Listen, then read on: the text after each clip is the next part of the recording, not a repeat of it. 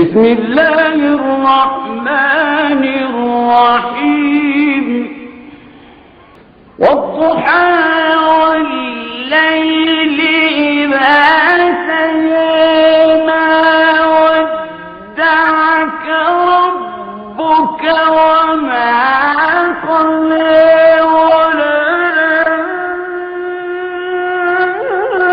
وللآخرة خير لك من الأولى ولسوف يعطيك ربك فترضى.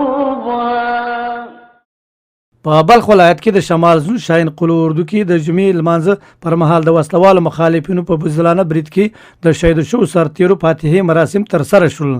د فاتحې دغه مراسم چې په جلال آباد شایمانه کې تر سره شول پکې د ننګرهار والي سربیره د دې ولایت د ملکی او نظامی ادارو مسؤلین علما کرام جهادي قومندانان قومي مشران مدني فعالانو سوداګرو قومي شوراګانو مشرانو د ولسی جرګې غړي سالم احمد صالح ځوانانو ایوش منورو برخه اخیسته و. د فاتحې په مراسم کې لومړی د قران کریم ختم تر سره او وروسته د فاتحې ګډونوالو د تیرې جمعې د دردونکو پیښې شهیدانو روح ته د دعا لاسونه الله پاک کړل او د الله پاک ته درباري شهیدانو ته د پیردو جنت ټپیانو ته د بیړنۍ روغتیا او کورنۍ غړو ته د جمیل صبر هیله وکړه. صلاحکار وزیر او ننګرهار والي محمد غلام منګل د تیرې ورځې پیښه دردونکو وبله او زیاته کړه چې دا هغه زړور ساتونکي وو چې د خپل هیواد او ناموس څخه ساتنه کوله. ښاغلي منګل ویل چې زموږ سرتیري د هیواد او خاورې څخه د دفاع ترڅنګ اسلامي حکومتونو ته اژمن دي او په داسې حال کې پر دښمن برید وکړ چې په جماعت کې الله پاک ته د سجدي په حال کې وو. نو موړي زیاته کړه چې وسلوالو مخالفینو غوښتل چې د هیواد یو شمېر ولایتونه سقوط کړي خو خپل دغه شومې موخې ته ونه رسېدل او اوس دا ډول وحشتونه پیل کړل. د وچې د وسلوال پوځ سرتیري به دغه پیښې غچ له مخالفینو ډېر ژر واخلي. دښمن زموږ د وسلوال پوځ او خصوصا د اردو په وړاندې د مقابلې او د درېدو توان نه لري او که توان یې درلودی نو مسجد شریف کې په داسې نظمالمردانه ډول سره یې داسې حمله نه کوله.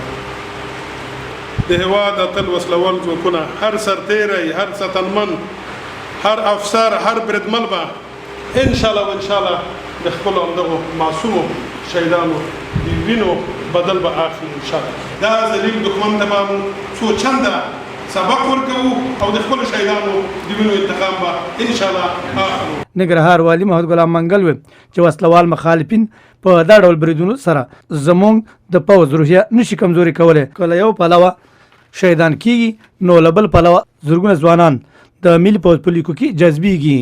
نو موړي چې زموږ سرتیري د هیواد ناموس او حیات ساتونکي دي او په دغه لاره کې هر ډول سرخندونو او مجاهدۍ ته چمتو دي.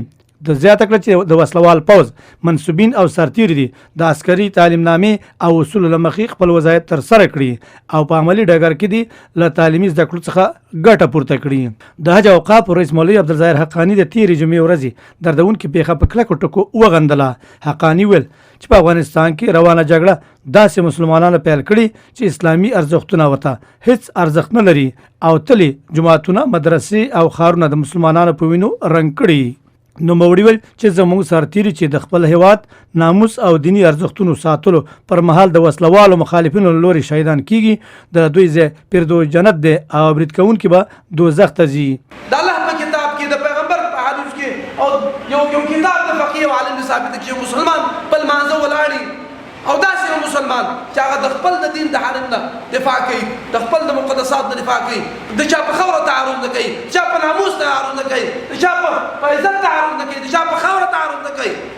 تو چې مسلمان وایي په قصد وایي فجزاؤه جهنم الله وایي ستا ځای خو جهنم ده او زما د شهید ځای به انشاءالله جنت. چې دا ظالمان ونیسئ په لاس مو درځي نور د دې خلکو نه کندې به ډکې شي زموږ سرحدات زموږ کم ځای کې شو ګیروئ هلته ولئ ختموئ او دا ژوندي مه راولئ. د زیاته کړه چې علما کرام چمتو دي چې د خپل وسلوال پوځ سره یو ځای د مخالفینو ځپلو په موخه سنګرونو ته ولاړ شي. حج اوقاف رئیس زیاته کړه چې وسلوال مخالفین زموږ علما قومي مشران ماشومان تورسري او ځوانان وژني له حکومت څخه وغوښتل تر څو دغه ډلې پر وړاندې جدي غبرګون څرګند کړي. نوموړي د غرض پر ولسونو غږ ول چې د خپل نظام او وسلوال پوځ څخه د ملاتړ ترڅنګ سرتیرو سره بشپړ همکاري ترسره کړي. په پای کې د شمال زون شاهین قلو اردو د جمعې ورځ شهیدانو روح ته دعاوې وشوې. شهیدانو ته د الله پاک له درباره د فردوس جنت، ټپیانو ته د بیړنۍ روغتیا او کورنۍ غړو او وسلوال پوځ منصوبینو ته د جمیل صبر هیله وشوه.